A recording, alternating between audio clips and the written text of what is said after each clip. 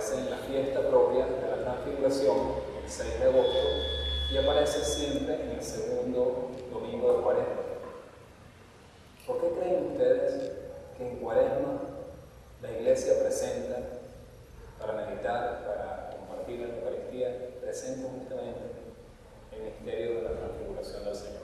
Exacto, ya llegamos al punto. Eso es. La Transfiguración del Señor es un acontecimiento para avivar la fe de los discípulos. Vamos a ver por qué Dios tiene que suscitar este acontecimiento. En primer lugar, demos cuenta que no es cualquier cosa lo que pasa. Lo que se describe en todos los relatos de la Transfiguración, en todos los evangelistas, muestra este acontecimiento. Fíjense que no estamos hablando de este hecho, un suceso más, algo que quedó en un momento de la historia, es un acontecimiento que significa más que un hecho aislado, un hecho que significa, tiene un significado profundo, eso es lo que es un acontecimiento. Entonces, este acontecimiento está descrito como lo que se llama una teofanía. ¿Han escuchado esa palabra? Teo, Dios, fanía, manifestación, epifanía, la manifestación de lo que está arriba. Teofanía, una manifestación de Dios, manifestación de lo sagrado. Exacto. Este es mi hijo muy amado. Y ahí no se hace la presencia del Espíritu Santo también en esas palabras que... Sí. Dios Padre que habla, igual que cuando el bautismo. Igual que en el bautismo, así es. En el Nuevo Testamento hay varias teofanías así. En el bautismo, cuando María concibe por obra del Espíritu Santo, se puede considerar una teofanía, una intervención de Dios, una manifestación portentosa de Dios. El Antiguo Testamento está todavía más cargado de teofanía. Vamos a recordar algunas. La más famosa del Antiguo Testamento. Con Moisés. El Éxodo era una continua teofanía, ¿verdad? Dios acompañaba a su pueblo bajo la forma de ¿qué? De nube. De una nube. Fíjense que aquí aparece la nube también. La nube es esa manifestación de la presencia de Dios, del ámbito de Dios que envuelve toda la realidad. Con sus sombras. Puede ser signo, perdón, que preguntaba, del Espíritu Santo. Aquí es una teofanía trinitaria, la voz del Padre, el Espíritu que envuelve y el reconocimiento del Hijo. ¿Qué otra teofanía hay en el Antiguo Testamento? Cuando Abraham va a sacrificar a Isaías. Esa es importantísima. Tanto tiene que ver con la lectura de hoy de este Evangelio que, revisen en su hojita, nos las encontramos esa escena en la primera lectura. El sacrificio de Abraham. Y ahí vamos a ir sacando las pistas de por qué la Iglesia nos propone que meditemos en este sentido de la transfiguración justamente al comienzo de la Cuaresma.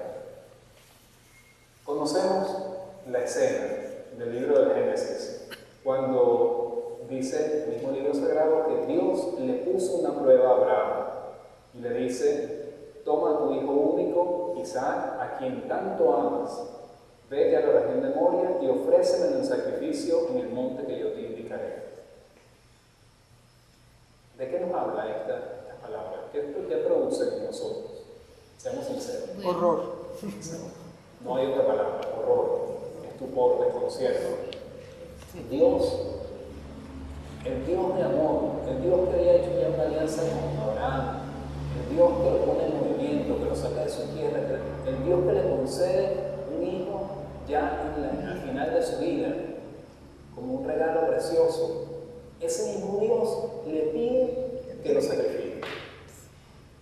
Conocemos lo que va pasando después.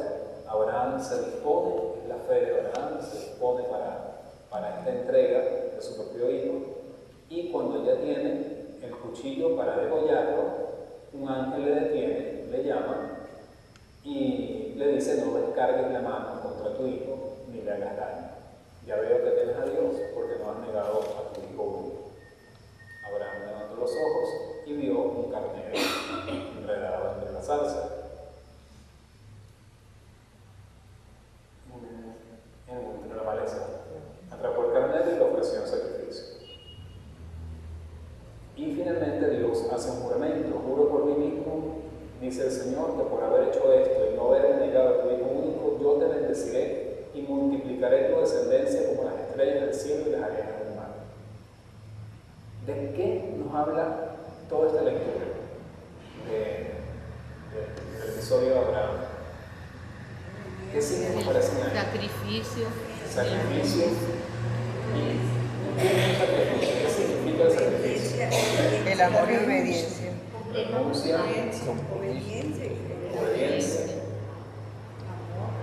Compromiso. amor, compromiso. Entrega. Lo estamos edulcorando mucho. Comenzamos diciendo que esto nos producía horror y ahora hablamos de obediencia, de dulzura, de amor y todo eso. ¿Qué pasó? Habla de muerte. Esta lectura. Esta lectura es un ámbito de muerte. Se está hablando de muerte.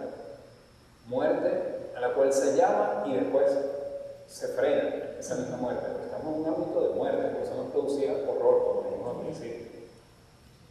Se habla de muerte y se habla de vida. Se habla de una vida que supera esa muerte. Se dice que la fe de Abraham está probada sobre todo en convertirse con respecto al Dios en el cual creía. ¿Por qué? Porque era muy común en el tiempo de Abraham que las personas ofrecieran sacrificios humanos. Nosotros lo sabemos, en las culturas antiguas solían ofrecer muchos sacrificios humanos. Padres que ofrecían a sus hijos en sacrificio. Abraham pertenecía a estos pueblos del oriente. Estaba en ese entorno. Era algo que a nosotros nos produce horror, pero para ellos producía, sí, dolor profundo seguramente, producía un desconcierto, pero fíjense la inmediatez también con la que Abraham responde, porque no era raro, digamos, a nosotros nos parece algo extrañísimo, desconcertante, pero para Abraham no era raro, estaba en su entorno, estaba en su ambiente, porque Dios no se lo había manifestado completamente en su misterio, como se va a ir manifestando progresivamente en el Antiguo Testamento hasta llegar a Cristo, que manifiesta totalmente el misterio de Dios, el misterio del amor de Dios. Abraham necesita convertirse con respecto al Dios en el cual cree. Abraham cree también en un Dios sanguinario, vengativo, en un Dios que cobra cuentas, como creían los demás pueblos de su entorno. Recordemos que había muchas creencias, muchos dioses, por eso se habla del Dios de Israel como uno, quizás, de los dioses, lo verían los otros pueblos, pero Israel siempre está tratando de reivindicar: nuestro Dios no es uno más entre tantos, es el Dios único. Pero este Dios único tenía que ser conocido y reconocido por Abraham. Abraham necesita convertirse, cambiar su idea sobre Dios, cambiar de mentalidad con respecto a cómo era Dios. Y esta es la obediencia de la fe. No fue tanto que obedeció porque estaba dispuesto a matar al hijo, sino quizás más fuerte era que se hubiese detenido al momento de sacrificarlo. Porque se da cuenta, la imagen que tengo de Dios no es equívoco. Por eso al final se manifiesta el amor de Dios, se manifiesta su misericordia, se manifiesta su ternura, ya en el juramento que Dios hace con Abraham. Pero era necesario que Abraham pasara por esta prueba. Es una lectura muy oscura, ¿verdad? Una lectura que habla de oscuridad, una lectura que habla de un entorno lúgubre, digamos, ¿verdad? Porque es un entorno de muerte.